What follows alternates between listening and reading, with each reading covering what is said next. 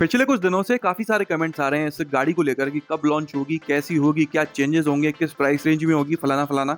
अब जानकारी इतनी छोटी नहीं थी कि कमेंट में रिप्लाई कर सकता था, इसलिए सोचा कि क्यों ना एक छोटा-सा वीडियो बना दिया जाए। इस गाड़ी की जो भी जानकारी आज की तारीख तक मिल पाई है, वो सब कुछ मैं आपको सिर्फ 8 पॉइंट्स में बताने वाला हूँ इस वीडियो में। सबसे पहले थोड़ा इंट्रो खेल लेते हैं। इस गाड़ी को सन 2000 में इंडियन मार्केट में सबसे पहले लॉन्च किया गया था। तब से लेकर अब तक इसकी 3 जनरेशन आ चुकी हैं। लास्ट जनरेशन 2011 में लॉन्च की गई थी, लेकिन इसकी जनरेशंस में डिजाइन को लेकर कभी भी कोई बहुत बड़ा डिफरेंस देखने को नहीं मिला। आज के टाइम में जो बोलेरो नियो के नाम से गाड़ी बिक रही है, असल में वो TUV 300 है, जो 2015 से मार्केट में पहले से अवेलेबल थी। 2021 में इसका नाम बदल के और इसमें कुछ चेंजेस करके बोलेरो नियो के नाम से लॉन्च किया गया था इंडियन मार्केट में। सारी जानकारी जानने के बाद में मैं आप लोगों को एक चीज क्लियर करना चाहता हूं कि ये नेक्स्ट जनरेशन बोलेरो नहीं है, ये नेक्स्ट जनरेशन बोलेरो नियो है।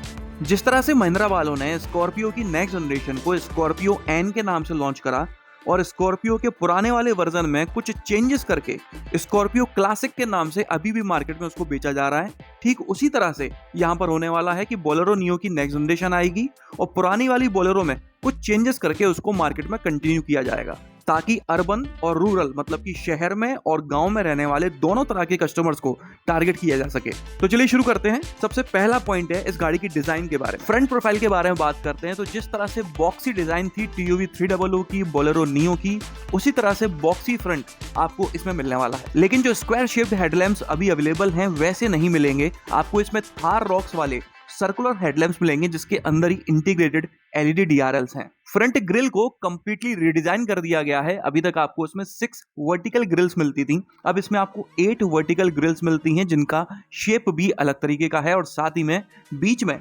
नया वाला महिंद्रा का लोगो मिलता है। फ्रंट बम्पर को भी कंप्लीटली रिडिजाइन किया गया है, पहले से ज्यादा ब्रॉड है और डोमिनेंट है। इसके अलावा आप देखोगे तो फ्रंट एयर डैम जो है पहले सिंगल था, अब इसको 2 पार्ट्स में डिवाइड किया गया है और बम्पर में ही आपको इंडिकेटर्स प्लस फॉग लैंप्स मिलने वाले हैं। साइड प्रोफाइल की बात करें तो सबसे पहली नजर जाती है इसकी शोल्डर लाइन पे, जो हेडलाइट से लेकर टेल लैम्प तक बाहर को एकदम निकली हुई है। देखने में ऐसा लगता है कि इस गाड़ी की डिजाइन को बॉक्सी के साथ साथ कर्व देने की भी कोशिश की गई है, मतलब कि स्कॉर्पियो एन और TUV 300 दोनों की डिजाइन को कंबाइन करके इंस्पिरेशन लगता है। इसके अलावा साइड में आप देखोगे तो रियर क्वार्टर ग्लास जो है वो आपको पहले से छोटा मिलने वाला है। साथ ही में multi spoke diamond cut alloy wheels मिलने वाले हैं जो अभी तक बोलेरो के किसी भी वर्जन में नहीं मिलते हैं।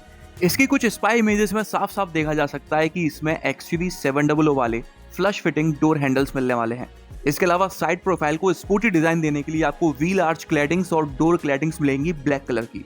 साइड प्रोफाइल की बात हो रही है तो मैं आपको बता दूं कि इस गाड़ी को अभी भी सब 4 मीटर SUV की सेगमेंट में ही लॉन्च किया जाएगा ताकि इसके प्राइसेस को कॉम्पिटिटिव रखा जा सके। मतलब कि ये गाड़ी की डिजाइन जो है आगे और पीछे से एकदम चपटी होगी, अगर आप साइड में से देखते हो तो अचानक से आगे और पीछे से खत्म हो जाती है। रियर प्रोफाइल की बात करते हैं जो कि मुझे अभी तक सबसे अच्छी लग रही है इस गाड़ी की। आप देख सकते हो कि जो शोल्डर लाइंस थी एकदम गाड़ी के बाहर निकल रही थी, उनकी वजह से इसकी रियर प्रोफाइल काफी प्रीमियम लग रही है और कुछ कुछ किसी गाड़ी से मिलती जुलती भी। अगर आप समझ नहीं पा रहे हो तो आपको दिखा देता हूं कि लैंड रोवर डिफेंडर की भी रियर प्रोफाइल ठीक इसी तरह से है, उसकी शोल्डर लाइन की वजह से, और इसकी भी कुछ उसी तरह से दिखाई गई है। और ध्यान से देखेंगे तो प्रीमियम टच देने के लिए इस गाड़ी की रियर विंडशील्ड को छोटा कर दिया गया है पहले के कंपैरिजन में। इसके अलावा जो स्पेयर टायर है टेलगेट पर माउंटेड, उसमें अभी तक व्हील कवर लगा हुआ आता था, वो उतना प्रीमियम नहीं लगता था, लेकिन अब एलॉय व्हील मिल रहा है आपको स्पेयर टायर में भी, जिस वजह से इसकी रियर लुक पूरी गाड़ी में सबसे ज्यादा प्रीमियम लग रही है। रियर बम्पर और उसमें लगे हाइलाइटर्स को भी रिडिजाइन किया गया है। इन इमेजेस में अभी तक उतना क्लियर नहीं हो पा रहा है, लेकिन जहां तक इसके टेल लैंप्स में आपको अभी भी हेलोजन बल्ब ही मिलेंगे। LED टेल लैंप्स मिलने के चांसेस बहुत कम लग रहे हैं इन इमेजेस को देखकर। इंटीरियर की बात करें तो अभी तक ऐसी कोई भी इमेज निकलकर सामने नहीं आई है जिससे अंदाजा लगाया जा सके। रही बात स्टीयरिंग की तो वो आपको इसमें स्कॉर्पियो एन वाली मिलने वाली है। डैशबोर्ड और सेंट्रल कंसोल किस गाड़ी से इंस्पायर्ड होगा ये कहना अभी काफी जल्दी हो जाएगा। रही बात इंफोटेनमेंट सिस्टम की तो आपको इसमें पहले से बड़ी 10.24 इंच की टच स्क्रीन मिलेगी। सेकंड पॉइंट है, आप में से कई सारे लोगों ने सुना होगा कि यह गाड़ी 15 अगस्त को रिवील होने वाली है। 15 अगस्त तो निकल भी गई, ये तो रिवील नहीं हुई, लेकिन 15 अगस्त को महिंद्रा ने 4 गाड़ियों को रिवील किया है। उन 4 में से एक गाड़ी विजन एस की जो बेसिक डिजाइन कंसेप्ट है वो इस गाड़ी से काफी मिलती जुलती नजर आ रही है। आप छोटी छोटी चीजों पर ध्यान मत दीजिएगा, जैसे कि ये हेडलैम्प्स और टेल लैंप्स की डिजाइन और छोटी मोटी जो एसेसरीज इस गाड़ी के ऊपर ठोक दी गई हैं। आप इस गाड़ी का बेसिक डिजाइन देखिए बस, साइड प्रोफाइल में आप शोल्डर लाइंस देखिए ठीक उतनी ही प्रोमिनेंट हैं जितनी की स्पाई इमेजेस में नजर आ रही हैं। व्हील आर्च और डोर क्लैडिंग्स भी ठीक उतनी ही नजर आ रही हैं जितनी की स्पाई इमेजेस में देखी जा सकती हैं। साथ ही में फ्लश डोर हैंडल्स भी इस गाड़ी में दिए गए हैं। जैसे कि मैंने बोला था क्वार्टर ग्लास छोटा होने वाला है, इस गाड़ी का भी क्वार्टर ग्लास देखिए पीछे जिसके ऊपर एक डिब्बा ठुका हुआ है वो कितना छोटा है। फ्रंट प्रोफाइल में हेडलैम्प्स और ग्रिल्स की डिजाइन पर मत जाइएगा, लेकिन जो बॉक्सी शेप्ड डिजाइन है और जो एयर डैम 2 पार्ट्स में डिवाइड होने वाला है जैसा कि मैंने आपको बताया था, वो सब कुछ आप इस गाड़ी में देख सकते हैं। रियर प्रोफाइल भी आप देख सकते हो कि इस गाड़ी की शोल्डर लाइंस पीछे तक आ रही हैं और इस गाड़ी को नीचे से थोड़ा ब्रॉड बना रही हैं, जो कि देखने में काफी प्रीमियम टच दे रहा है। और रही बात रियर विंडशील्ड की, तो आप देख सकते हैं कि पहले के कंपैरिजन में ये भी छोटी ही नजर आ रही है। वैसे तो ये विजन एस कंसेप्ट देखने में साफ लगता है कि ये किसी इलेक्ट्रिक एसयूवी का कंसेप्ट है, तो मैं आपको बता दूं कि बोलेरो का भी इलेक्ट्रिक वर्जन आने वाला है, इसलिए ऐसा हो सकता है कि बोलेरो के इलेक्ट्रिक वर्जन को विजन एस के नाम से बताया जा रहा है और बोलेरो का जो आइस वर्जन होगा पेट्रोल और डीजल वाला वो वही होगा जो इस समय स्पाई इमेजेस में आप अपनी वीडियो में देख रहे हो। थर्ड पॉइंट है, इस गाड़ी में आपको जो मेजर चेंज मिलने वाला है वो है इस गाड़ी का प्लेटफॉर्म। 15 अगस्त को महिंद्रा ने सिर्फ 4 गाड़ियों के कंसेप्ट रिवील नहीं करे हैं, एक प्लेटफॉर्म को भी इंट्रोड्यूस करा है जिसका नाम है NU-IQ। इस प्लेटफॉर्म पर पेट्रोल डीजल ही क्या इलेक्ट्रिक गाड़ी बनाई जा सकती है, 2 व्हील ड्राइव ही क्या ऑल व्हील ड्राइव गाड़ी भी बनाई जा सकती है। ये चारों कंसेप्ट्स या फिर कहूं कि नेक्स्ट जनरेशन बोलेरो में इसी प्लेटफॉर्म का यूज होने वाला है।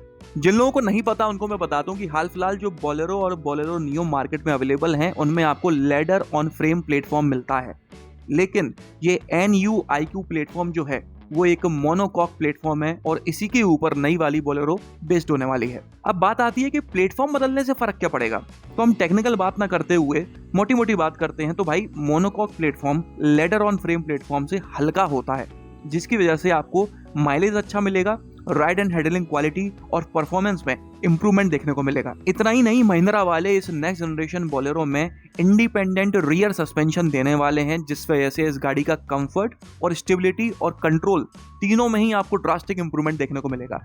और इस गाड़ी के जो NVH लेवल्स होंगे वो पहले से बेहतर होंगे। कुल मिलाकर महिंद्रा वाले इसको एक फैमिली टच देने वाले हैं, जिस तरह से महिंद्रा वालों ने कुछ सालों पहले थार के साथ किया था कि भाई एक ऑफरोडर के साथ साथ फैमिली मैन भी इसको खरीद सके। स्कॉर्पियो के साथ किया कि भाई देसी इमेज से हटकर इसको थोड़ा कंफर्ट की तरफ ले जाया जाए। उसी तरह से अब बोलेरो नियो के साथ होने वाला है कि ये सिर्फ एक देसी गाड़ी नहीं है, इसमें शहर वाला बंदा भी इस गाड़ी में अपनी फैमिली बैठाकर आराम से घुमा सकता है। फोर्थ पॉइंट है, हाल फिलहाल इस गाड़ी में मतलब कि बोलेरो और बोलेरो नियो में आपको इंजन एक ही मिलता है, लेकिन उसको अलग अलग तरह से ट्यून अप किया गया है।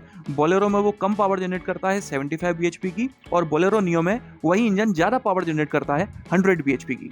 बोलेरो में आपको लगभग 16.7 kmpl के आसपास माइलेज क्लेम किया जाता है और बोलेरो नियो में 17.29 kmpl का।